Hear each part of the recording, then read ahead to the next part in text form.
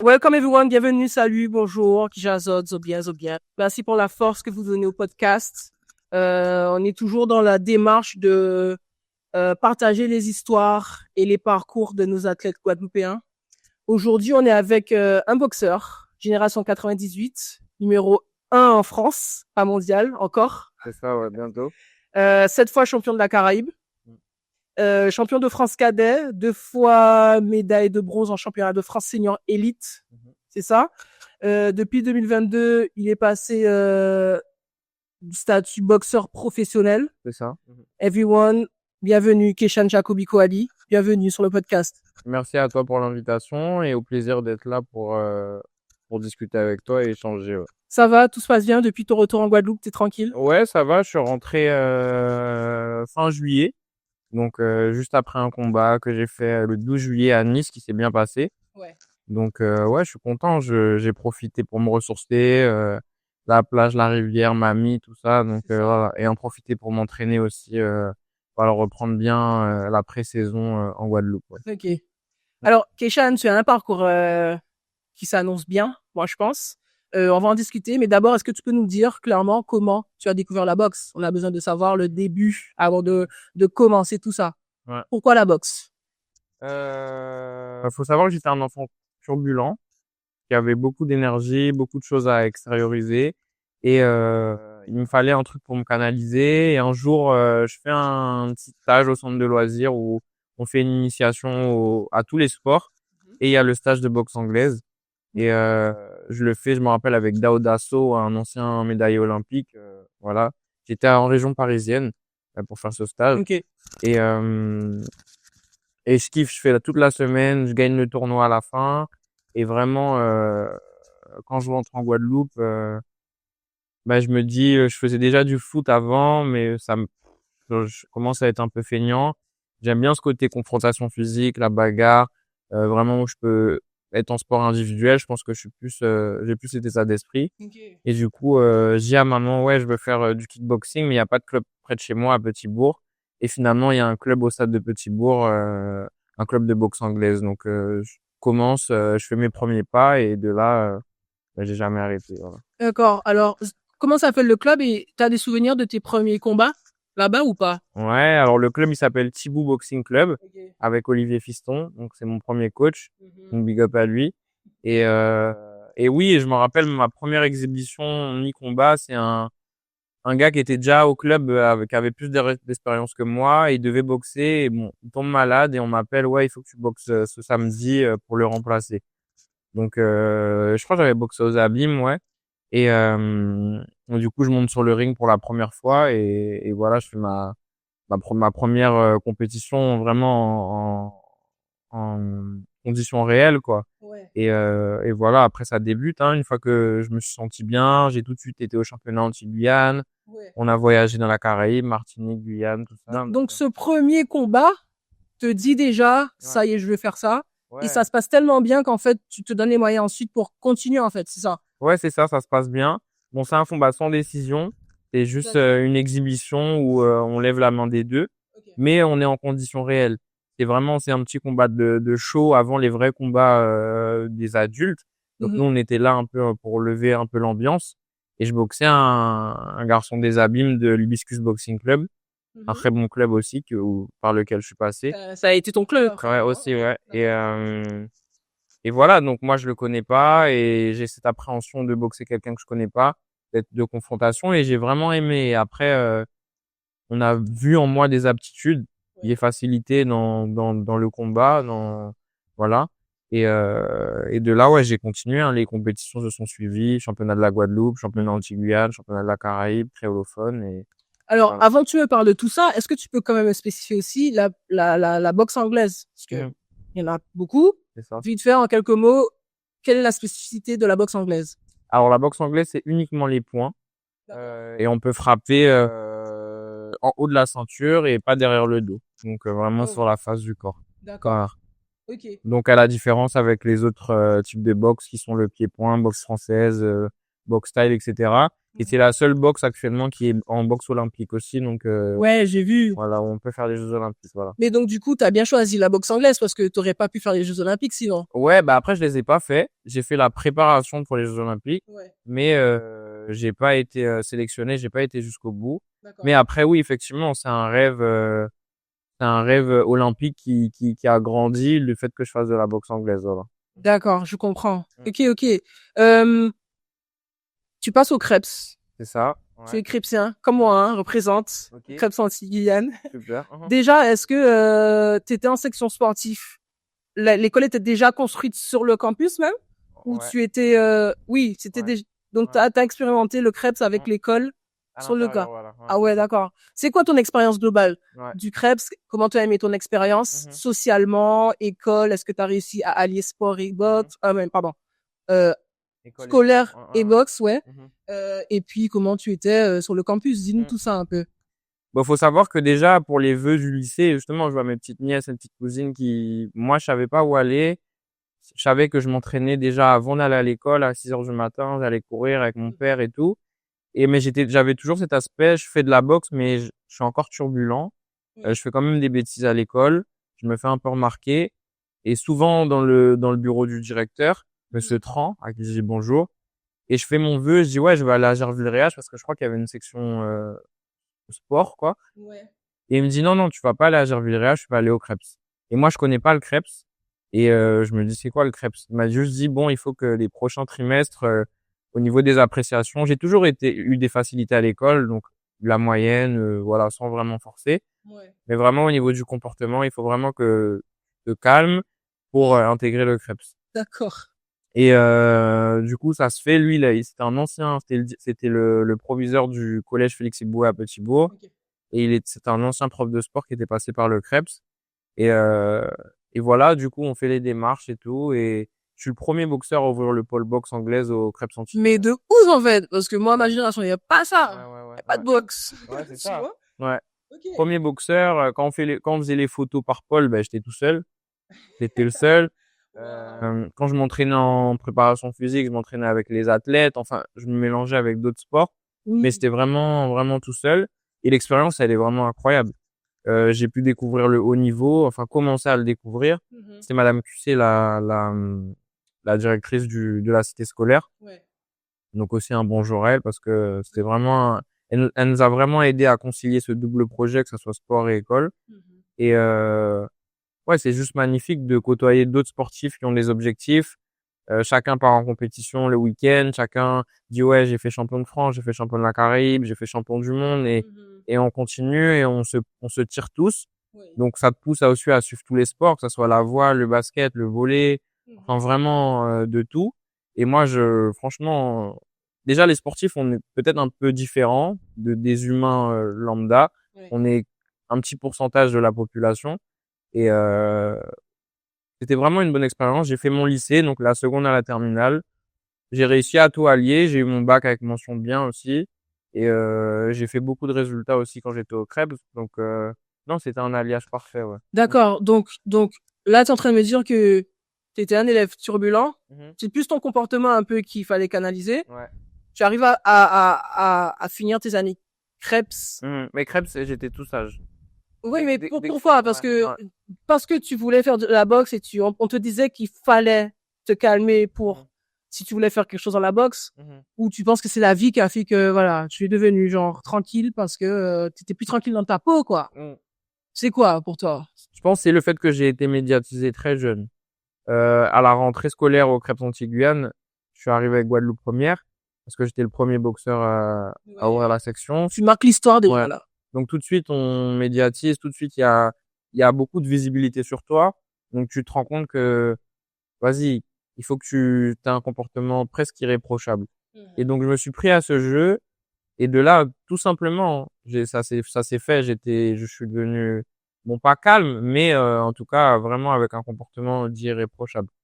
Donc voilà, à l'école oui, j'étais différent dans mes années de lycée par rapport à mes années collège. Et j'ai compris aussi tout l'engouement qu'il y avait autour de moi et que je pouvais continuer sur cette voie et que voilà, ça me plaisait en tout cas d'être félicité et d'avoir ce comportement-là. Ouais. D'accord. C'est bien que le sport fasse ça, quoi, tu vois. Ouais. Te canaliser et te remettre te mettre dans un objectif plus zen et tranquille. C'est cool. Mais t'étais interne ou externe d'ailleurs? J'étais externe, ouais. Enfin, Externe. demi-pensionnaire. Demi-pensionnaire. Ok, Ouais. d'accord. Ouais. Tu dormais pas sur le Je campus. dormais pas sur le campus. T'aurais aimé? Je sais pas, hein. Je sais pas. Parce que je les voyais, hein, mes amis qui étaient à l'internat. Moi, nous, on habitait Petit-Bourg, donc maman, elle me déposait le matin et le soir, voilà, on venait me chercher. Ouais. Mais c'est spécial. Je sais pas si j'aurais aimé D'accord. être interne. Quand je voyais comment on dit, à l'internat, il faut déposer les téléphones à 19h et tout. C'est vraiment une rigueur qui est bien. Mais je pense que ça me faisait du bien de rentrer quand même chez moi, voilà, pour couper. Et je suis très famille, donc de ressourcer avec les proches, ouais. D'accord. Ensuite, tu vas à l'INSEP. Si je comprends, c'est ça la suite. Sauf que pour les basketteurs, l'INSEP, c'est en ces années lycée. Donc, quand est-ce que tu vas à l'INSEP? Vraiment, je comprends pas tu fais tes années lycée en Guadeloupe et ensuite tu vas à l'INSEP pour tes années universitaires, on va dire? Ensuite, voilà, j'ai mon bac à 17 ans. Moi, je suis l'enfant d'année, donc je suis pas encore majeur. Et voilà, on nous a toujours habitués à ce double projet. Donc non, il faut continuer les études. Voilà, donc Parcoursup, enfin le truc comme tout le monde. Et je me lance dans une licence information et communication. Et j'avais déjà fait champion de France. Donc j'avais déjà été sollicité par le Crêpes de Nancy, donc le pôle jeune. Et après, une fois que j'ai 17 ans, donc je passe avec les grands, donc l'INSEP. Donc s'ensuit des réunions avec l'INSEP et on choisit que je sois pas interne à l'INSEP, mais que j'ai ma chambre étudiant en face de mon école et que j'essaye d'aller à l'école et en même temps que je vienne en tant que demi-pensionnaire à l'INSEP. D'accord. Donc j'avais pendant de 2016 à 2019-2020, juste avant Covid, j'allais à l'INSEP presque tous les jours. Donc je prenais à chaque fois en sortant des cours, j'y allais. Après il y avait des fois où je restais 2 semaines, 3 semaines quand il y avait des choses à préparer. Et voilà. L'INSEP, c'est ce que je dis, c'est une très bonne expérience. Après c'est l'usine. Si tu te blesses aujourd'hui, il y en a un autre qui pousse derrière. Et du coup ça a été quand même une source de conflit quand même le fait que j'aille à l'école parce que quand on partait en compétition, on part en Pologne 1 semaine, 2 semaines, après faut partir. Moi j'ai mes partiels et tout, donc c'était un choix à faire. Donc il y a des choses qui se sont bien passées, d'autres qui se sont mal passées, mais c'était une bonne expérience en tout cas en termes de haut niveau parce que là on a vraiment côtoyé le haut niveau, fait des stages pays à pays, voyager, faire des rencontres. Donc c'était intéressant, mais vraiment le côté usine. Et moi, en plus, moi, à 17 ans, je suis à 8000 km de chez mes parents et tout. Je suis tout seul dans ma chambre. C'était pas facile. C'est une expérience compliquée, ouais. Dans cette période de ta vie, tu fais quand même des combats et tu es 7 fois champion de la Caraïbe. C'est ça. Déjà, c'est où ces compétitions et c'était organisé avec le Krebs du coup? C'était un peu comme les Guimarães, si je peux dire. Ouais, pas avec le Krebs, non. Du coup, ouais, pendant que j'ai tout ça, que je suis à l'école et tout, je fais partie de l'équipe de Guadeloupe et l'équipe de Guadeloupe de boxe anglaise. Okay. Et on fait des compétitions dans la Caraïbe, Barbade, Bahamas, Trinidad and Tobago, Sainte Lucie, Guyana. Enfin, on va vraiment un peu partout dans la Caraïbe. Et je commence vraiment à m'affirmer dans la Caraïbe, à faire des résultats, à gagner mes compétitions. Ouais. Et après, quand on m'envoie même au niveau national aussi à gagner les compétitions, non, c'est 2 mondes différents. Et voilà, donc c'était super intéressant. Quand je quitte le Crêpes et que j'arrive à l'INSEP, je continue des fois à être appelé par l'équipe de Guadeloupe, comme mon emploi du temps le permet, à aller faire les compétitions. Mais du coup, avec la formation équipe de France, donc aussi je prends en niveau, je prends en maturité, je commence à boxer en Europe et tout. Donc ouais, je fais pas mal de combats. J'en ai une soixantaine de combats, 70 combats, et je bouge beaucoup. Je boxe aussi en Île-de-France où il y a un gros vivier de boxeurs aussi. Donc non, c'était vraiment des années où j'ai beaucoup boxé et après le Covid arrive. Mais ouais, voilà. Ça stoppe un peu, mais pas trop puisque après finalement Ouais, tu fais des trucs hein. ouais. Donc, et à côté de ça, je suis à l'école Donc, quand le Covid arrive, donc je finis ma licence et après je fais un master, un MBA en marketing événementiel du sport. Ouais. Donc, je continue jusqu'à bac+5 et ça me permet de me concentrer plus sur ma formation. Mais le Covid, c'est vrai que juste avant le Covid, je me blesse à l'oreille, je me fais une perforation du tympan. Comment ça? Y a quelqu'un qui t'a fait ça pendant le combat? Ouais, à l'entraînement, je prends un coup, je me fais une perforation du tympan. Je devais faire les championnats de France.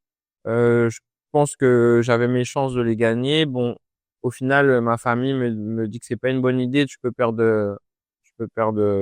Voilà, Ouais. Ça peut s'aggraver, quoi. ça peut s'aggraver. Ouais, ouais. Est-ce que tu les fais? Vas-y, je les fais pas et le Covid arrive, donc c'était frustrant, franchement, frustrant et c'est de là que je passe professionnel juste après, voilà.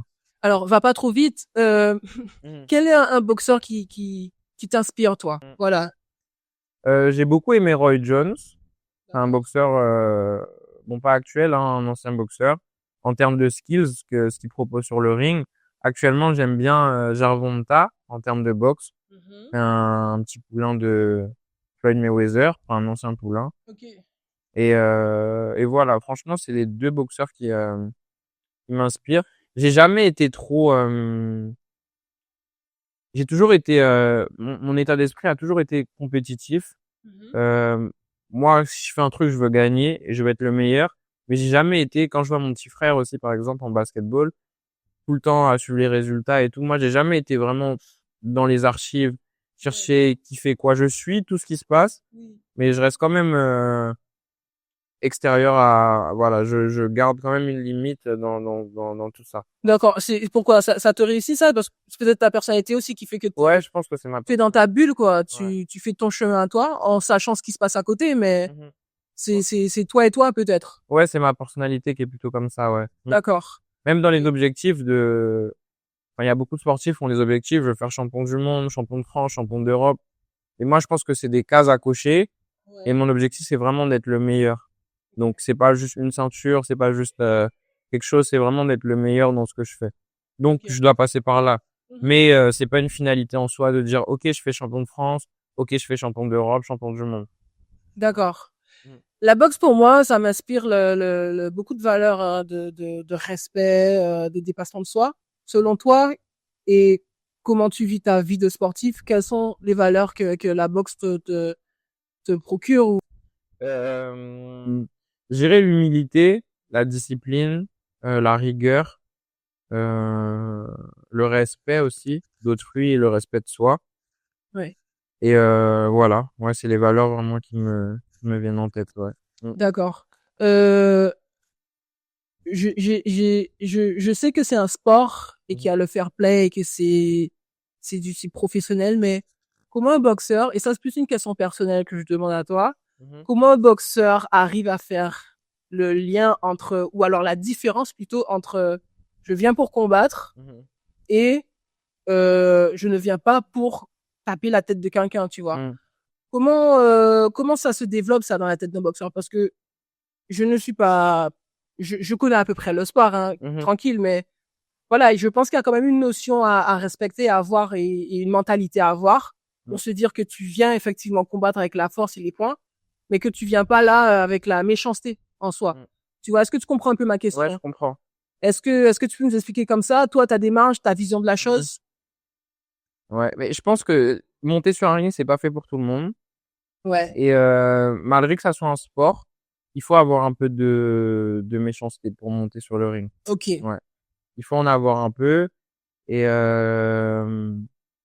même si ça reste un sport, mais il faut avoir, il faut avoir ce truc-là où, ok, lui, je suis là pour pas l'écraser, mais je suis là vraiment pour être supérieur à lui. Et Ouais. comme je dis, c'est un sport qui est quand même assez différent des autres. Quand t'es fatigué, non, t'es tout seul face à lui. Et si tu fais rien, tu vas te faire taper devant tes proches et tout. Donc c'est assez compliqué, en termes d'humilité, même en termes d'ego en tant qu'homme. Donc, ouais, tu montes sur un ring. Je pense que au début, quand je boxais, je montais sur un ring, je m'amuse. Après, plus tu prends en niveau, moins c'est de l'amusement, plus ça devient un travail. Et l'état d'esprit que tu as avant les combats, c'est OK, je viens pour faire une belle boxe, je viens pour montrer ce que j'ai appris. Mais des fois, ce qui peut faire la différence, c'est le côté pas méchanceté, mais la niaque que tu vas avoir. Ouais. Ok, je gagne, il me tape, je le tape, et vraiment celui qui va finir l'échange, et voilà. Donc je pense que à force de faire ça, ça fait maintenant presque 12 ans que j'en fais. Ouais. J'ai ce petit côté-là où j'apprécie quand je domine quelqu'un, je tape quelqu'un. Oui. Et il peut y avoir ce côté, ok, je dois être méchant sur le ring, je dois arriver avec un état d'esprit où va essayer de tuer ou se faire tuer, ouais. Ouais, de toute façon, il faut avoir ça, effectivement, parce que tu viens pas là pour prendre des coups, Ouais, quoi, c'est ça. finalement. Mhm. Donc, tu dois te préparer avec une force mentale et ce truc de je vais au combat pour gagner plutôt C'est ça.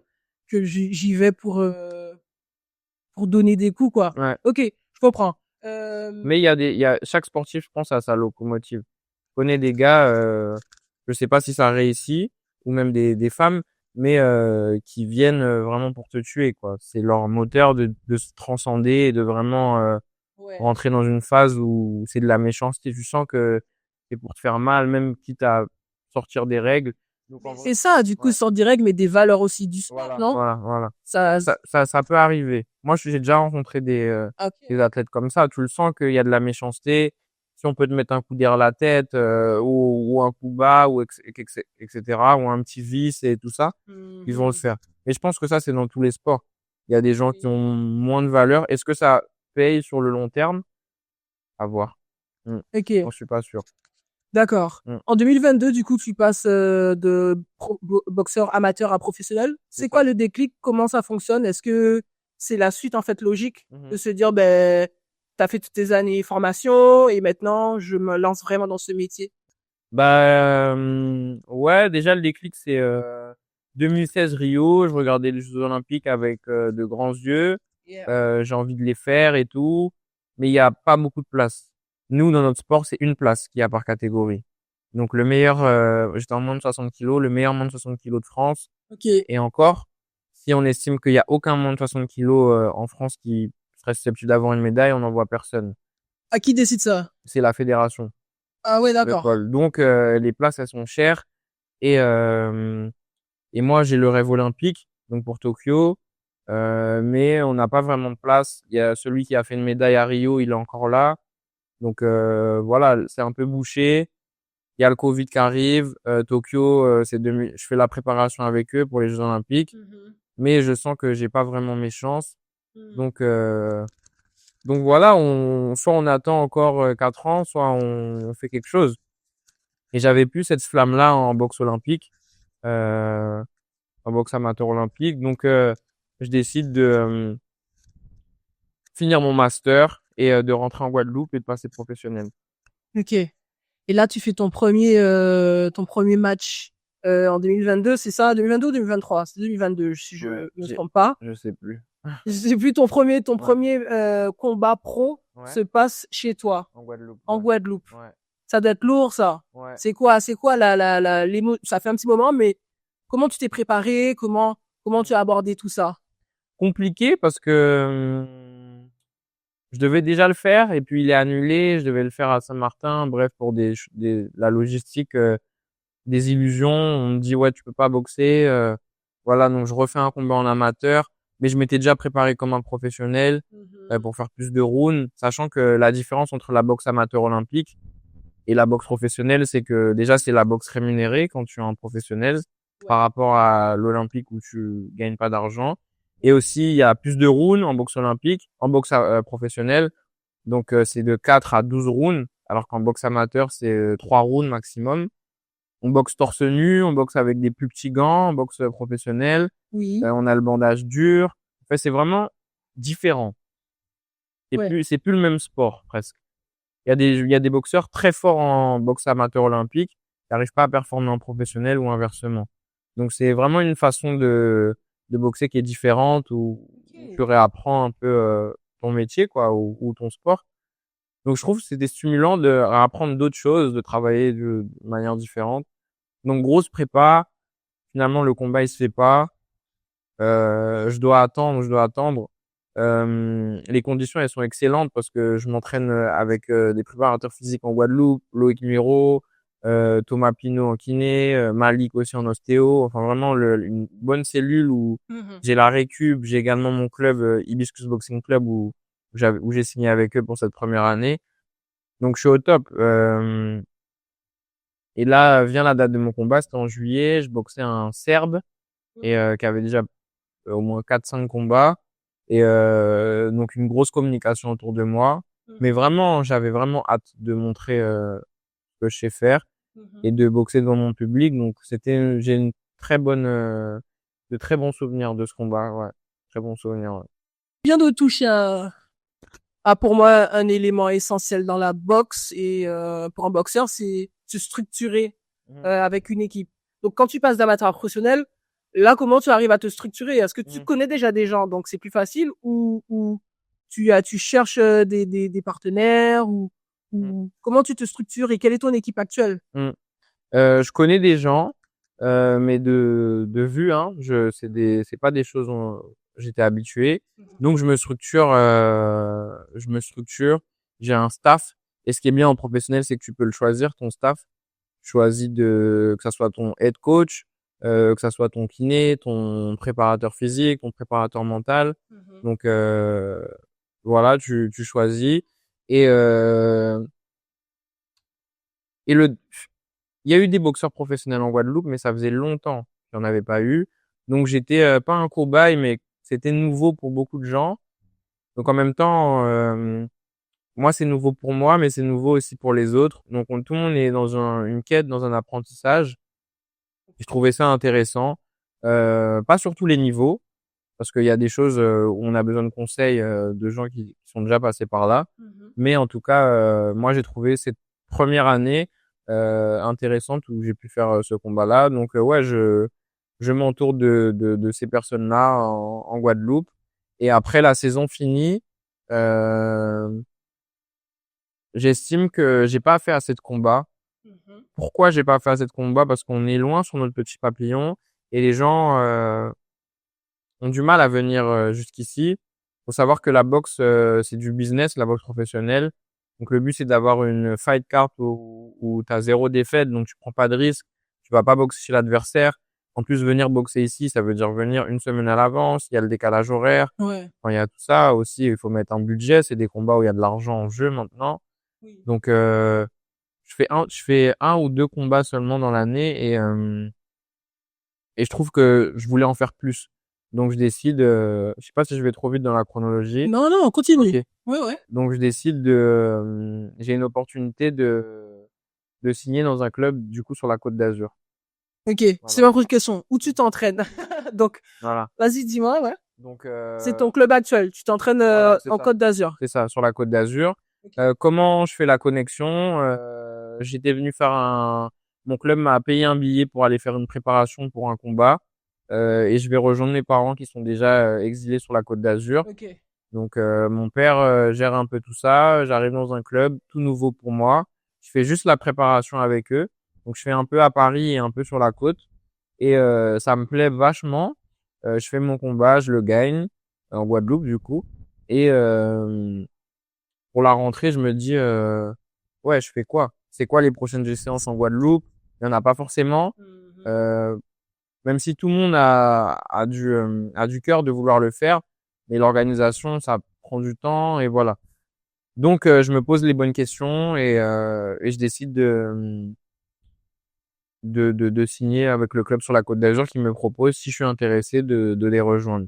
Donc avec le coach Fabien Guilherme, voilà, ancien champion d'Europe, donc qui a déjà eu une grosse carrière en professionnel. Donc voilà, je quitte tout en Guadeloupe. J'avais mon appart, j'avais tout, la voiture, je vends tout, je pars du jour au lendemain et j'arrive sur la Côte d'Azur. Ouais. Les sacrifices de ton sport. Ouais. Pour pouvoir performer au plus haut niveau. Ok. Pourquoi, du coup, toi tu représentes la Guadeloupe et pourquoi tu représentes pas la France? On se comprend. Guadeloupe, France, en termes de sport et tout, c'est lié, c'est voilà. Mais quand je regarde tes matchs, tes combats, excuse-moi, combat. Je peux dire match? Tu peux dire match. Ouais. On peut dire match, mais bon, je vais rester dans combat. Je vais dire combat. tu représentes la Guadeloupe plutôt que la France? Est-ce que c'est une démarche personnelle ou est-ce que parce que, je sais pas, tu es devenu pro ici, donc tu dois représenter la Guadeloupe?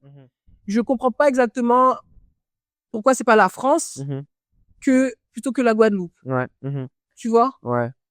Bah, je pense que c'est quelque chose qui est en moi, qui est vraiment, que je suis enraciné à ça. Et le fait qu'on soit parti tôt, pardon, de la Guadeloupe, j'ai toujours eu pas ce manque de chez moi et j'ai toujours voulu faire briller, la Guadeloupe partout où je vais. Donc, c'est vraiment important pour moi de faire briller mon archipel. Et je pense que c'est ce qui me différencie aussi des autres et qui me donne beaucoup de force. Le public guadeloupéen est dur, mais il donne beaucoup de force quand il l'accompagne. Oui. Donc non, c'est un honneur pour moi de dire que je viens de la Guadeloupe et de dire OK, je suis un Guadeloupéen et je vais vous montrer que je suis un Guadeloupéen et je vais vous montrer qu'est-ce qu'un Guadeloupéen. Et partout où j'ai été boxé au Canada, j'ai été boxé un peu partout, mais je reste un Guadeloupéen. Tu représentes la Je Guadeloupe. représente la Guadeloupe. Je suis français, mais voilà, j'ai cet attachement à la France. Je suis fier d'être français, mais c'est vraiment la Guadeloupe qui me fait vibrer, ouais. D'accord. Ok. Quel est un combat que tu prépares en ce moment? Du coup, tu es sur la Côte d'Azur. Est-ce que tu prépares un combat? Alors, bah, j'ai fait cette saison-là où j'ai fait des combats. Là, je suis passé numéro 1 français, donc depuis peu. Donc, le but, ça serait de faire une ceinture de champion de France où voilà, où je me concurrence au champion. Et donc, ça serait soit à la fin de l'année, soit au début de l'année prochaine. Voilà. D'accord. Et c'est en fonction de l'organisation, etc. Donc voilà, j'aimerais bien boxer quand même en novembre, décembre, en fonction de l'emploi du temps et des opportunités qu'il y a. Et un combat de préparation et après partir sur le championnat de France. Mais tu vois, tu parles de préparation et d'opportunités. Je comprends pas pourquoi il y a pas autant de combats ici. Est-ce que parce que la boxe n'est pas assez populaire comme sport? Tu dis que c'est compliqué pour les boxeurs de venir ici, mais il y a beaucoup de boxeurs professionnels. Ça doit, tu vois, et ma question aussi, c'est peut-être, est-ce que tu as des projets à côté du fait d'organiser des matchs de gala ou des trucs comme ça, ou pour faire venir et peut-être développer la boxe en Guadeloupe? Est-ce que ça t'intéresse, ça aussi? Ouais, ça m'intéresse de par mes études aussi ou le côté événementiel, ça m'intéresse d'organiser mes propres combats ou même des organisations. Mais c'est vrai que la boxe est moins populaire qu'avant et le fait qu'il y ait qu'il y ait des fois beaucoup d'argent en jeu. Donc il faut vraiment avoir une équipe solide avec des recherches de mécénat, de sponsors, de partenaires solides pour organiser des choses récurrentes. Mais le problème, un des problèmes en tout cas que j'ai retrouvé moi en étant en Guadeloupe et que je vois aussi avec ma relève, les boxeurs qui sont là, c'est le fait qu'on boxe pas beaucoup et qu'on boxe moins que les gens qui sont en hexagone. D'accord. Donc voilà, un mec là-bas, il va boxer tous les mois, 2 fois par mois, alors qu'ici on boxe 3 fois par an. Ouais. Pourtant le niveau se fait pas forcément ressentir, hein. Des fois on est plus fort parce qu'on fait beaucoup de salles, on s'entraîne beaucoup. Mais pour moi le nerf de la guerre et la meilleure des industries, c'est la compétition. Donc Ouais, c'est juste concrètement, il n'y en a pas assez. on n'a pas assez, voilà, c'est ça.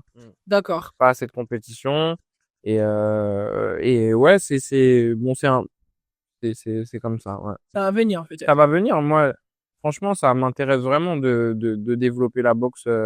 Voilà, je pense déjà à mon après-carrière. J'ai des projets aussi également à côté. Donc, non, franchement, je sais qu'il y a beaucoup, beaucoup de potentiel, que ça soit en Guadeloupe, mais aussi en Antilles-Guyane ou même tout le bassin caribéen. Donc, il y a vraiment de très belles choses à faire. D'accord. Techniquement, Keshan, comment tu décrirais ton type de boxe? Comment tu décris ton jeu, si je peux dire? Je suis un boxeur qui m'adapte beaucoup. J'ai un excellent coup d'œil, selon moi. J'ai une bonne vitesse de bras. Et pour ma catégorie, j'ai une bonne puissance de frappe. Ouais. D'accord. Voilà. Ok. Je sais que c'est un sport qui est très mental, comme je disais et tout, mais je pense qu'il y a aussi la puissance dans les bras, plutôt que le cardio aussi. Je suis très cardio. J'ai eu l'opportunité de tenter la boxe. C'est fatigant. Mais il te faut de la force aussi. Comment tu complètes tes entraînements avec tout ce qui est renfort musculaire tu vois, quelle est la place de la musculation dans ton entraînement? Alors, faut savoir que là-bas, du coup, j'ai mes entraînements en club, mais aussi j'ai mon prépa physique, donc perso, donc que je vois avec donc Loïs Monaco, donc bonjour à lui, et avec qui je m'entraîne. Voilà, donc on a ce côté renfo, préparation physique, musculation, donc je travaille avec lui et sachant qu'en boxe professionnelle, il y a plus de rounds, donc faut être plus fort physiquement, faut tenir la longueur et que ça soit au niveau du cardio, la résistance physique, faut être au taquet. Donc voilà, j'ai mon préparateur physique donc qui est lui et j'ai également un préparateur mental, Johan.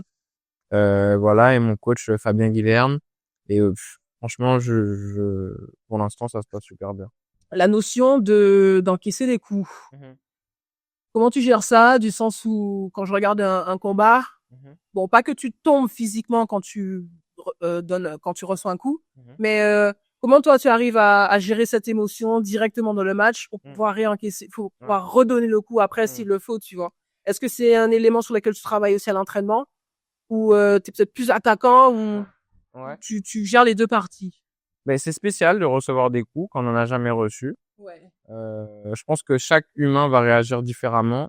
Il y en a qui vont justement l'utiliser aussi en thérapie, la boxe anglaise, donc comment la personne se comporte quand elle prend des coups, quand elle est face au danger. Et moi, dès mes débuts, j'ai jamais eu peur des coups.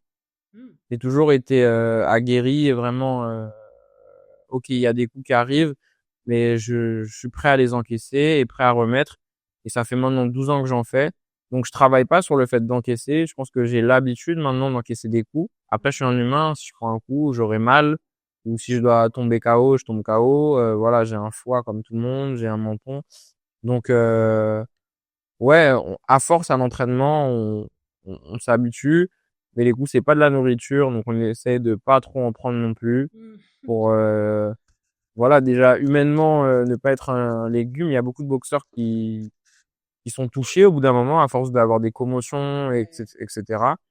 Donc voilà, savoir encaisser les coups c'est important, mais éviter d'en prendre c'est encore mieux.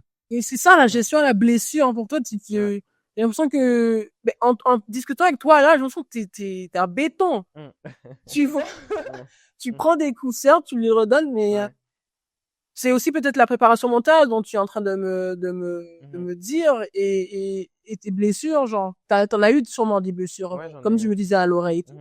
Mais est-ce qu'en tant que boxeur, du coup, on est plus solide sur les blessures quand on en a et de se dire it's okay, il faut quand même repartir au combat, quoi. Ouais, je pense on a ce seuil de douleur qui est plus élevé. Et le seuil de douleur. Ouais, il est plus élevé. Donc ok, tu prends des coups, mais t'as l'habitude, tu sais que c'est ton travail. T'as travaillé ça à l'entraînement et il faut que t'as pas le choix. T'es sur le ring et déjà dans la mentalité dont tu te mets quand tu montes sur le ring, c'est ok, je vais prendre des coups, je vais en mettre. Ça va être dur, je sais que je vais vivre un moment dur. C'est pour ça qu'avant mes combats, je suis vraiment relax. Je profite avec ma famille, je rigole. De toute façon, le moment dur, il va arriver. Et le but, c'est de vraiment vivre ce moment-là. Il y va être dur, mais de prendre du plaisir aussi sur le ring. D'accord. J'ai envie de te demander aussi, quand j'ai préparé cette interview, est-ce que tu fais un lien entre comment tu es, ta personnalité, et la façon dont tu boxes? La dernière fois, tout à l'heure, tu me disais qu'il y a des gens qui viennent et vraiment qui sont tellement pas bien, qui ont de la méchanceté et qui veulent vraiment te défoncer. Est-ce que en tant que boxeur, mais en tant que toi, Keshan, tu te dis, ben moi, je suis plutôt cool, tranquille, donc j'ai je suis pas tranquille quand je boxe, mais j'ai une zénitude un peu qui me permet de performer ou, tu vois, d'être à l'aise. Ouais. Je pense que il y a deux Keshan, ouais. Il y a le Keshan en dehors qui est calme et ça me surprend parce que plus les années passent, plus on me dit ah mais on dirait pas que tu fais de la boxe, tu as l'air tout calme, tu as l'air posé et tout.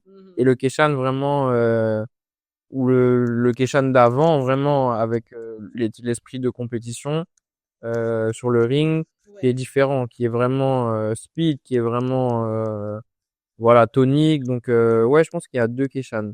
Et j'arrive à vraiment à faire la part des choses entre ces deux-là, ouais. Mais j'ai l'impression que ce que tu me dis, Mhm, moi, quand je regardais ce combat sur YouTube, mhm, t'es actif. mhm, Ah, tu vois, t'es une mhm, pile, frère.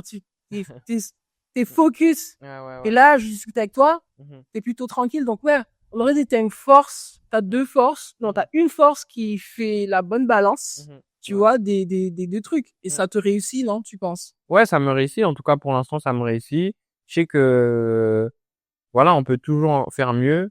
On peut toujours essayer de sortir même de sa zone de confort pour découvrir des facettes de soi. Mais en tout cas, pour l'instant, ça me réussit, ouais.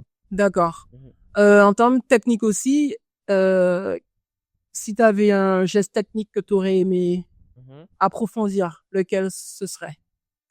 Un que j'aime beaucoup, c'est l'hypercute gauche au foie. Alors, what? L'hypercut, Ouais, l'hypercute, donc un coup hypercut, qui part du bas tout en bas, ouais. et qui va sur le foie. Ouais, Ah pour ouais. toucher le foie. Je pense que c'est un coup qui est quand même pas assez parce qu'en fait le premier réflexe d'un humain c'est de frapper la tête alors que le corps ça fait tellement mal et prendre un coup au foie ça sèche tout le monde et D'accord. voilà donc ouais je pense que c'est un de mes coups préférés que j'aurais aimé maîtriser encore plus. Ouais. Ok. Mm. Et peut-être que tu as déjà dit, hein, bon, alors, faut pas trop dévoiler non plus. Mhm. T'as des concurrents qui vont te scouter, Ouais. mais, t'es plus à l'aise sur quel genre de mouvement, mais en ce moment-là? Est-ce qu'il y en a un que tu utilises le plus Ouais, en ce moment je travaille beaucoup mon bras avant donc mon bras gauche D'accord. donc c'est ce qu'on dit, avec ta droite, tu t'es champion de ton quartier, avec ta gauche, t'es champion du monde. Hmm. Donc, Ok. ouais, je travaille beaucoup là-dessus. Ouais. Ok. Mm. D'accord. Euh, préparation d'avant-match. Mhm. Visualisation, préparation mentale. Toi, comment tu te prépares pour un combat? Mm. Quelles sont tes émotions Mhm. et voilà, comment tu es focus pour gagner Mhm. avant un combat? Et je t'avoue que chaque combat était différent. Chaque combat était différent et chaque combat a eu une préparation différente. Et je pense que je suis encore dans cette quête où je cherche mon équilibre. Même si j'ai fait déjà beaucoup de résultats et que je continue à en faire, mais je suis encore dans cette quête de trouver l'équilibre parfait dans ce qui me convient D'accord. et aussi mon entourage qui change aussi mon staff etc. Donc voilà, mais je dès que j'ai l'annonce du combat, en tout cas, je rentre dans un autre mode. On a souvent l'annonce 2 mois avant, allez peut-être 6 semaines avant. Hmm. Une bonne préparation, c'est 6 à 8 semaines de camp d'entraînement. Et, et ouais, je rentre dans un autre mode. J'ai un objectif. Maintenant, j'ai un visage, j'ai un adversaire, j'ai une date, Hmm. j'ai un poids à faire. Donc, je rentre dans un mode où je switch. Je laisse passer aucun détail. Je mange au gramme près. Je m'entraîne. Je respecte ma récupération. Je respecte mes protocoles avant, après entraînement, Mhm. de récupération aussi bien froid, etc. Donc ouais, je rentre dans un autre mode et je trouve que c'est à ce moment-là que je sens que j'existe le plus parce que je sens qu'il y a déjà des résultats sur mon corps, sur le fait que je vais plus vite, je me sens plus fort, je suis vraiment aux aguets sur les sensations et mentalement aussi je suis dans un truc où, ok, je me lève mais je me lève pas pour rien. Je me lève pas dans une routine, je me lève parce que j'ai un objectif et je pense que c'est un de mes moteurs ça, avoir un objectif. Et Mhm. voilà, voilà en tout cas sur le camp d'entraînement. Et après, quand on arrive dans la fight week, euh, c'est un peu de la gestion de poids, etc. Voilà, on revoit un petit peu les bases et et voilà, le but c'est vraiment de faire des choses qui sortent pas de l'ordinaire, de pas avoir des coups de stress, même si ça arrive, parce que tu te dis ouais, il y a un gars il s'entraîne pour toi, il va peut-être te casser la gueule. Devant ta maman, ton papa, ta copine, ton frère, enfin voilà tout le monde et c'est filmé maintenant donc faut vraiment essayer de pas trop fabuler donc vraiment être dans se concentrer sur ce qu'on maîtrise donc soi-même Ouais. et ce qu'on ressent à l'intérieur de soi. Ouais. Tu as dit beaucoup de fois depuis qu'on discute que ça te tient à cœur, en tout cas, de performer devant ta famille et tes loved ones, comme je peux dire. Pourquoi? Parce que, tu vois, moi, je joue un match de basket, je fais un airball. Écoute, j'ai fait un airball, j'ai fait un mauvais match. C'est chiant, hein, mais on passera à autre chose. J'ai l'impression que toi, tu veux bien faire. Tout le temps. Tu veux être performant, en fait. Tu veux gagner. C'est ça tes objectifs à long terme, en fait. Ouais, c'est gagner, c'est être performant. Et comme je le dis, comme j'ai déjà dit, dans mes points, il y a l'espoir de Guadeloupéens, il y a l'espoir de ma famille, il y a l'espoir de mes proches. Oui. Et voilà, je veux, en tout cas, actuellement, je suis encore dans cette quête où j'ai pas l'impression, enfin, c'est quand même bizarre. Je sais que j'ai bien fait, mais j'ai encore envie de trouver des choses, ouais. Après, tu commences ta carrière, entre guillemets. Ouais, c'est ça, c'est que le début, en vrai, ouais. Mais vis-à-vis parce que ma mère, elle me répète souvent, tu sais, on est fier de toi, tu vois, que tu perdes ou que tu gagnes demain. Mais moi, j'ai cet ego-là de me dire non, je peux pas me laisser faire, je peux pas perdre. Voilà, et je pense que c'est un de mes moteurs, quand même, mes proches, du coup, mon cercle, qui me permet il faut que je pense des fois un peu plus à moi, mais qui me permet quand même de performer, de mettre une bonne pression, hein. D'accord. Alors, un de tes derniers combats, avant le dernier, mais t'étais au Canada. Ouais, voilà. J'ai lu que tu as perdu, du coup. Comment tu as réussi à te relever et à te dire que c'est pas la fin de le continuer à travailler pour pouvoir ensuite gagner à Dieppe. Ouais. C'est ça, c'est Dieppe, hein? Ouais. Voilà, ce petit moment, vraiment, je te demande c'était en février ou début 2025. Et le combat d'après. Quelle a été la préparation et sur quoi tu t'es amélioré, tu penses, dans ce petit temps pour pouvoir mieux faire le combat d'après? Ben, spécial, le combat de février, je suis prévenu une semaine à l'avance. Pas forcément de préparation, mais il y a une opportunité. Il y a un gars vaincu, qui a un désistement d'adversaire. On m'appelle, c'est un bon match-up, au Canada, donc avec une bonne visibilité, une bonne logistique, une grosse organisation mondiale.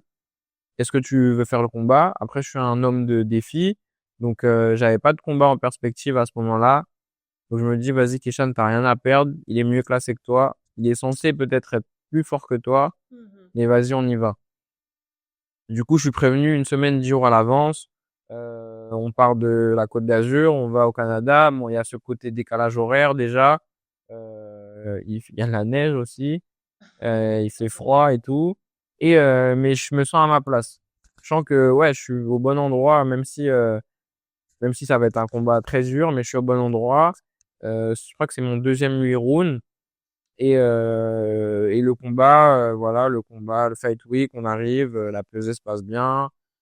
Le combat aussi se déroule bien en soi. Je le fais tomber, il se relève.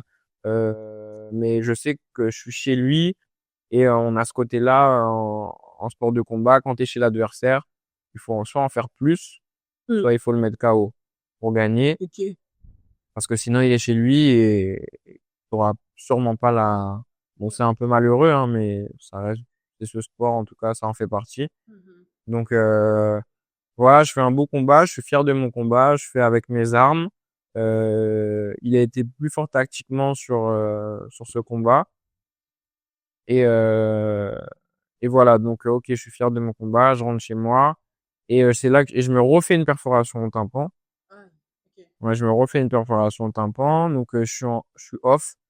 Tout de suite après, j'enchaîne une autre blessure au pouce où je me pète sous l'ongle et j'ai des points de suture, donc il retire mon ongle. Et voilà, donc 2 blessures d'affilée. Et voilà, il me faut un truc pour ressentir un peu que j'existe, quoi. Je veux avoir une source de motivation. Donc j'ai décidé de retourner au Canada et de retourner dans le camp de l'adversaire que j'ai boxé. Non.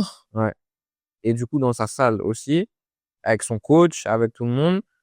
Et du coup, la démarche, ils sont surpris, déjà. Ils sont surpris parce que j'ai mis en difficulté leur boxeur. Et en plus, on est censé être adversaire. Mais je me dis, il m'a battu, mais je sais que je suis plus fort que lui. Mais qu'est-ce qu'il a pourquoi il me bat. En fait, je veux voir comment il s'entraîne. Du coup, je pars sur un coup de tête, je prends un billet et je fais une vingtaine de jours au Canada dans son club et je fais la préparation de mon combat de juillet avec lui dans la salle au Canada et je vois un autre monde. C'est vraiment par rapport à la France, c'est totalement différent. C'est une autre façon de voir le sport, même le sport professionnel surtout. Et je vois un peu comment il s'entraîne. Je touche un peu à tout. Je reboxe avec lui, du coup, à l'entraînement. Du coup, ça se passe différemment parce que là, on est à l'entraînement et tout. Et je le mets en difficulté, du coup, à l'entraînement. Et, euh, et voilà, je fais cette préparation-là. Donc, ça me change un peu ma vision de la boxe. Et après, quand je rentre sur la Côte d'Azur, donc un mois avant mon combat, je continue à peaufiner des choses avec mon coach. Et j'aborde le combat de juillet de manière différente, avec beaucoup plus de confiance en moi, sans vraiment penser à la défaite que j'ai eue, parce que pour moi, je l'ai pas effacée, mais en tout cas, j'ai pu rebondir depuis bien avant, et avec d'autres choses que j'ai envie de mettre en place. Et je pense que même à la rentrée, ça va être sur cette continuité-là de mettre en place les choses que j'ai appris. Ouais. Ok. Ça, je savais qu'il y avait un truc là, parce que entre là où tu es moins performant en résultat de papier, parce que toi-même, tu sais que tu vaux mieux que lui, et le fait qu'après, tu puisses switcher et repartir sur de bonnes bases, ça, c'est le mindset d'un champion. C'est lourd, c'est bien. Mais du coup, là, c'est quoi tu vas aller à quel niveau, là? C'est quoi pour toi le high? Qu'est-ce que tu veux faire, là? Ta motivation, elle est où? Ma motivation, elle est dans le fait de ressentir que je suis à ma place. Je veux sentir que je suis quelque part où, ok, il y a des mecs qui sont peut-être plus forts que moi, c'est l'élite mondiale, et je suis à ma place. Boxer dans des grosses organisations comme j'ai boxé au Canada, boxer aux États-Unis, en fait vraiment côtoyer ce gratin-là, ce gratin mondial-là où voilà, les combats ils se jouent de peu, c'est intéressant à tous les niveaux. Et voilà, tu rentres dans une autre sphère où tu passes du simple professionnel qu'à un niveau national à ce niveau international. Voilà. C'est mon objectif en tout cas. Ok. En termes sportifs, en termes de je veux aller jusqu'à où en termes de titres, j'en sais rien. Alors, déjà, est-ce qu'il y a Los Angeles 2028? Aux Jeux Olympiques, Ouais. les professionnels maintenant peuvent faire les Jeux Olympiques, Oui. mais c'est vrai que c'est moins dans ma tête en tout cas. D'accord. C'est moins dans ma tête. On peut être appelé par les sélectionneurs, mais en vrai, si j'ai l'opportunité, pourquoi pas? Ok. Pourquoi pas essayer de faire les qualifs? Mais je suis plutôt concentré sur la boxe professionnelle. Ouais. D'accord. On choisit que les meilleurs, que les premiers, où les places sont limitées. Il y a une place. Donc, c'est pour ça que tu penses que Los Angeles 2028 ne peut potentiellement pas être dans tes objectifs? Non, je pense parce que en fait, du coup, il y a des gens qui sont pas passés professionnels, qui sont restés amateurs. Et du coup, ils sont encore sur ce format 3 rounds. Et quand un professionnel qui fait 8-10 rounds, on l'appelle pour lui dire, ouais, on veut que tu te confrontes à ces gens-là qui font 3 rounds. Du coup, tu dois réapprendre un autre type de boxe. Tu boxes plus sur autant de rounds. Ok, d'accord. Tu dois déconstruire tout ce que tu as appris. Et du coup, on n'est pas forcément favori face à des mecs, ils ont l'habitude de faire 3 rounds, ça va super vite. Okay, alors qu'en professionnel, tu construis ton combat, même si tu vas vite, mais tu construis ton combat, tu as plus de rounds. Donc voilà, on n'est pas vraiment sur le haut de la liste. Voilà. Ok. Mais on sait jamais de quoi demain est fait et je suis pas fermé à ça. Non. D'accord. Lourd. Franchement, je savais que j'allais apprendre des choses, discuter avec toi, connaître un peu ton parcours. Maintenant, j'ai vu sur Instagram que tu as une attention particulière à ton image. Est-ce que c'est aussi lié avec le fait que tu aies fait un master en communication événementielle? Moi aussi, d'ailleurs, je savais pas, mais j'ai un master en communication aussi. Okay. Et le visuel, les belles photos, est-ce que ça fait aussi partie de ta construction de boxeur professionnel, pouvoir attirer peut-être des gens du monde, se faire connaître un peu plus? Comment tu expliques ça? Ouais, ma conception d'athlète, en vrai, je me je me cale beaucoup sur ce que je vois aussi. Après, c'est vrai que avec ma formation qui est dans le marketing, je sais que l'image est vraiment importante. Que ça soit c'est vraiment une vitrine, que ça soit pour les partenaires ou que ça soit pour les médias ou les nouvelles personnes qui vont peut-être te suivre. Euh, donc ouais, je suis vraiment attaché à ça. Et et quand je vois ce qui se fait au niveau et peu importe le sport, hein, que ça soit du basket, de l'athlétisme, et quand je vois un peu le contenu ou voilà la création de contenu de tous ces sportifs-là, athlètes, je trouve ça vraiment inspirant. Et j'aimerais même en faire plus de création de contenu, être plus actif. Mais c'est vrai que ça demande un temps, ça demande une équipe aussi qui te suit au quotidien. Mais ouais, je suis quand même assez attaché à ça et je fais attention à l'image en tout cas, à la vitrine qui est sur les réseaux. C'est pas pour autant que je reste pas accessible. Je réponds à tout le monde. Je suis ouvert. Parce que tu penses que le fait d'avoir une vitrine comme ça, Ouais, de belles images, peut penser que c'est ça. tu peux pas accéder à la personne? Ouais, C'est drôle que tu dises ça. j'ai déjà eu ces retours où ah je pensais que t'allais pas me répondre ou quelqu'un qui me félicite peut-être dans la phrase web tu vas peut-être pas voir mon message ou je sais pas une petite marque ou un petit média qui va te dire est-ce que ça te dérange et ça peut faire peur voilà même si j'ai pas le plus gros compte mais ça peut quand même faire peur donc non, je suis quand même humainement, je suis assez ouvert à tout le monde et voilà. Non, bah, je trouve ça cool, c'est Mm. joli. Et franchement, t'as des vidéos qui pètent. Ouais. C'est très joli. Je félicite Vidéaste. les vidéastes. Oui, ouais, non, bravo. C'est très joli. Je pense que c'est une bonne stratégie. C'est ça. Si on parle vraiment de stratégie, tu vois, concrètement, je trouve que c'est lourd. Mm. J'ai vu aussi la vidéo, du coup, de l'entrée de ton match, de ton combat en Guadeloupe Mhm. avec Admiralty qui est sur le ring Ouais. en train Ouais. d'écraser. Mm. J'ai vu aussi que tu t'entraînes avec Ming Cheng. Aussi, ouais, ouais. Alors, je fais peut-être une petite liaison à la musique. Mm. Est-ce que la boxe et la musique pour toi est liée et pour toi, est-ce que c'est quelque chose qui te pousse, qui te Mm. porte? L'importance de tout ça. Déjà, je suis attaché à la musique, le style musical des Antilles aussi me parle vraiment beaucoup. Et maintenant, il y a ce côté entertainment où on mêle tout ce qui est boxe, donc qui est du divertissement, et également musique, rentrer avec des on voit ça beaucoup aux États-Unis, mais rentrer avec des rappeurs, rentrer avec faire des entrées différentes. Donc j'ai eu l'occasion pour mes combats en Guadeloupe de rentrer avec des chanteurs de chez moi, que ça soit Toudouche, Tiking, de aussi partager, de me link avec Yung Chang aussi, qui aime bien les sports de combat, de rentrer avec Admiralty. Donc, vraiment, c'était super, c'était incroyable. Et de mêler vraiment ce côté, au lieu de rentrer juste sur la musique, ben non, on va chercher l'artiste.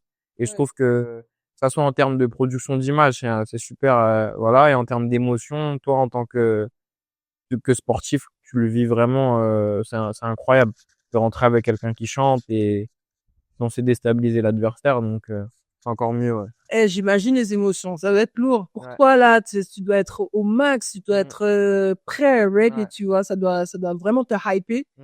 Euh, Mince, j'ai oublié ce que je voulais dire, c'est dommage, mais... J'aimerais bien rentrer avec un groupe de carnaval un jour. Ah ouais? Ouais, ça me hype de ouf. Je suis rentré avec Akio justement au Canada Sérieux? et J'ai pas vu les images, je vais ouais. te voir. Je regarderai, c'est sur mon compte, ouais. Sur mon Ok. compte. D'accord, je vois ça. Et et je rentre avec Akio et tu sens la chair de poule, tu sens vraiment le bruit des cas, tout ça, la voix de l'adresso, tout ça. Donc c'est super super et j'aimerais bien rentrer vraiment avec un groupe vraiment voilà, prendre cette vibes là, et je sais que elle me fait du bien. Donc voilà, je l'ai déjà fait à Nice sur la Côte d'Azur. J'avais fait une entrée de combat, c'est mon club qui m'avait fait une surprise. Il m'avait dit tu veux rentrer avec quel son et je choisis mon son mais je vois OK, on me répond mais voilà. Et finalement, il y avait un groupe de gros cas quoi et ils ont fait mon entrée donc c'était incroyable ouais. j'ai bien kiffé. Mais tu vois, la boxe, c'est un sport aussi qui a ce côté entertainment. Comme le basket aussi, tu vois, c'est le show un peu quand même et donc c'est normal que tu penses un peu à mettre tous ces éléments dans la sauce pour que tu puisses être bien au sein, tu vois, pour t'accompagner et tout, quoi. Moi, j'aurais bien aimé sortir du vestiaire avec des sons. Ben, on le fait, tu vois, au basket. Mais vous, c'est vraiment, pour toi, c'est vraiment pour toi, quoi. C'est notre moment, en fait. Exactement. Et on peut vraiment, bon, dans la mesure du possible, mais avec les moyens qu'on a aussi, faire des trucs de ouf. Il y a des gens qui font des trucs de ouf. Et je pense que, mis à part le côté sportif, ce qui fait qu'un boxeur ou qu'un sportif est mis sur le devant de la scène, c'est aussi ce qu'il dégage, comment on s'attache à lui, les choses différentes qu'il fait, et que ça soit les tenues, les entrées que tu fais, ça quand même ça peut marquer le grand public, quoi. Donc voilà, je pense que c'est pas quelque chose à mettre de côté. Et il y a des boxeurs super forts, mais qui rentrent avec un t-shirt et sans musique, tu vois, et font pas de show. Et malheureusement, ils sont peut-être plus forts que d'autres, mais qui auront jamais cette visibilité, voilà, où leurs combats sont pas filmés, il y a pas de récap des combats. Donc c'est dommage parce qu'il y a beaucoup de sportifs qui passent à côté de grandes choses. D'accord. Ouais. T'as un petit frère aussi, si on peut parler de Jaden, qui a un double projet, si je comprends bien, en Espagne.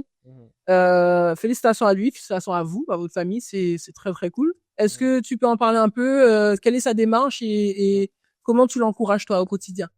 Ouais, c'est vrai que avec moi, ma famille, ça a été tout nouveau sur le fait que j'ai décidé de faire du sport de haut niveau, et je les remercie, mes parents, parce qu'ils m'ont toujours accompagné. Il n'y a pas de limite, pousse là où tu veux.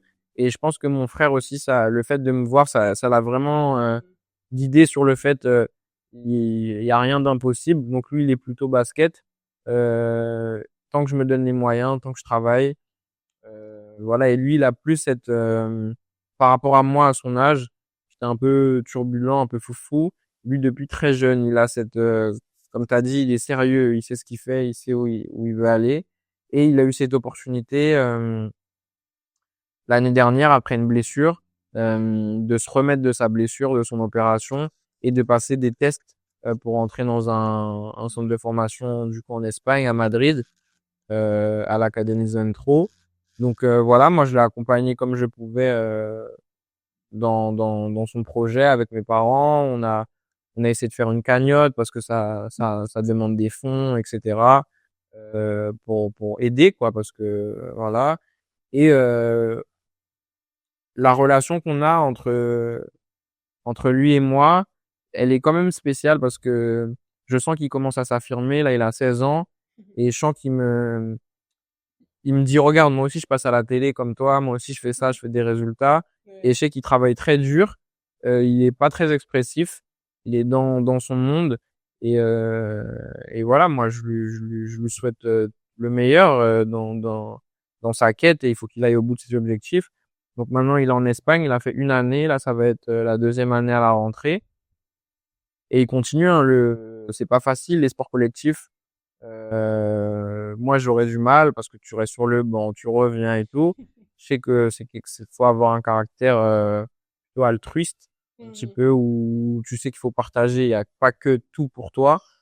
Donc, il arrive à tirer son épingle du jeu, et de toute façon, c'est le travail qui paye. Donc, voilà, ce qu'on dit, c'est que même si tu travailles, tu seras peut-être champion, mais si tu travailles pas du tout, t'es sûr de pas l'être. Donc, on n'a pas le choix de y aller. Donc, je l'accompagne.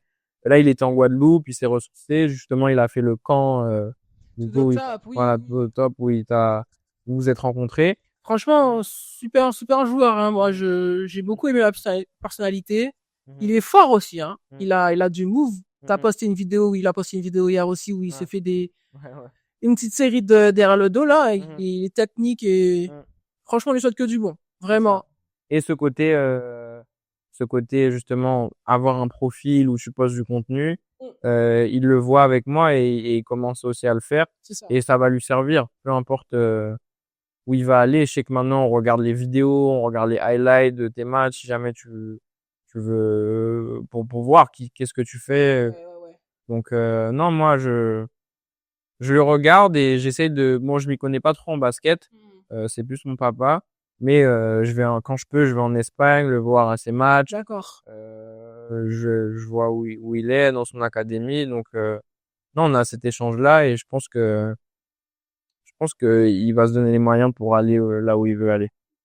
La partie nutrition, et notamment en Guadeloupe, parce que tu estimes et que tu trouves que quand tu es chez toi, tu as les ressources pour bien manger et parce que en tant que boxeur, je pense qu'il y a une grosse partie nutrition, tout ce qui est poids et garder une bonne forme physique. Quel est ton régime alimentaire quand tu es ici? Qu'est-ce que tu as mangé? Comment tu te ressources aussi, si tu peux exploiter sur ça? Bah là, je suis chez mamie en ce moment, donc on mange tout, hein. C'est riz, pois rouge. Mon temps, je me lâche les racines, madère, igname, je fais un pain. Et voilà, ça c'est quelque chose que je mange pas forcément là-bas. Voilà, pour me ressourcer. Après, en termes de nutrition, je pense quand moi le programme que j'ai de base quand je suis là-bas, le respecter ici exactement, je pense que ça serait un peu compliqué avec le prix des aliments. Tout ce qui est fromage blanc 0%, droisson, saumon, enfin ça dépend, viande blanche, etc. Je pense que ça serait plus onéreux. Après, c'est possible, mais c'est vrai qu'avec toutes les ressources naturelles, on peut manger différemment et totalement équilibré. Donc, en ce moment, ouais, je mange bien équilibré. Donc, les racines du jardin, des fruits, mon eau de coco. Donc, ça me fait vraiment du bien. Ça me ressource. Voilà, avec tous les éléments naturels, que ce soit la mer, je fais du bien, la rivière pour un peu la cryo. Ouais, Avec, le froid naturel, de meilleur. ouais, vraiment. Je pense qu'on a vraiment toutes les conditions réunies aux Antilles et en Guadeloupe, surtout, pour s'entraîner de la manière et des performances. Tu entraînes aussi l'été. Mhm. Tu fais du coaching personnalisé. C'est ton travail ou tu es dans une démarche de transmission déjà? Est-ce que tu peux nous en parler? Ouais, avant, quand je rentrais, j'avais toujours ces demandes. Ouais, tu rentres, je veux pas me montrer deux, trois trucs et tout. Et j'ai trouvé ça quand même intéressant ok, vas-y, je fais un petit flyer, c'est des gens qui sont intéressés. Ok, je veux transmettre tous les niveaux, donc, euh, donc c'est pas mon travail, je le fais seulement pendant l'été, comme j'ai un peu plus de temps. Et, euh, et voilà, là par exemple, je travaillais avec un petit jeune qui est au Crêpes Saint-Julian en boxe française. Donc voilà, Dylan Fleming, on a travaillé tout l'été et c'est bien, ça fait une relève. Il a le même âge que mon petit frère, en 2009, et, euh, et je vois qu'il y a du potentiel. Donc si je peux apporter mon savoir et faire cette transmission, j'aimerais bien le faire à plus grande échelle également. Les camps comme To The Top et tout, c'est vraiment quelque chose qui m'intéresse aussi à faire sur le plus long terme avec d'autres acteurs. Là, je sais que vous aviez en prépa physique, vous aviez Christina. Madame Christine Aron. Donc, vraiment mêler un peu tous nos savoirs pour apporter à cette relève et même pas forcément la relève, aussi à tout le monde, quoi. Ouais, Donc, ouais, je suis plutôt dans cette transmission. Ouais, ça me plaît beaucoup. ok. Mm. Dernière question, Kishan. Qu'est-ce qu'on peut te souhaiter pour les prochaines années, les prochains combats, tes objectifs et peut-être dire aux sponsors de te suivre parce que tu es sur la bonne voie pour être peut-être une légende de la Guadeloupe. Et bien plus. Ouais. Ce qu'on peut me souhaiter, c'est vraiment je pense, m'épanouir dans mon sport, d'être accompli, que ça soit sportivement, mais aussi en tant qu'homme. Et je pense que quand j'aurai cet équilibre-là, toutes les portes vont se débloquer. Et je sais ce que j'ai à faire, moi. Je sais les sacrifices que j'ai à faire. Et je sais où je veux aller. Donc, euh, donc voilà, moi, je continue. Je suis pas prêt d'arrêter. Euh, j'ai de grands objectifs et je me donne tous les jours, même si c'est un petit peu chaque jour, les moyens d'y arriver. Donc voilà, me souhaiter déjà ça, la réussite, le fait de pas me blesser et de représenter la Guadeloupe au plus haut niveau, voilà. Et également On vit pas d'amour et d'eau fraîche. Donc, je suis ouvert à tous ces sponsors, à tous ces partenaires qui nous accompagnent déjà, mais ça pourrait être encore plus. Et croyez en vos sportifs, en vos petits espoirs, parce que voilà, on peut monter de grandes aventures ensemble et parcourir un chemin ensemble. Bravo pour déjà tout ce que tu as accompli. Le Média Yankee Sport, on te souhaite que du bon. Merci d'avoir répondu à mes questions. Et la force mentale, l'envie, la discipline, le respect, on ira toujours loin, je pense, dans le sport. C'est bien parti pour ça, donc on te souhaite que du bon. Merci, Keshat. Merci à toi aussi pour l'invitation.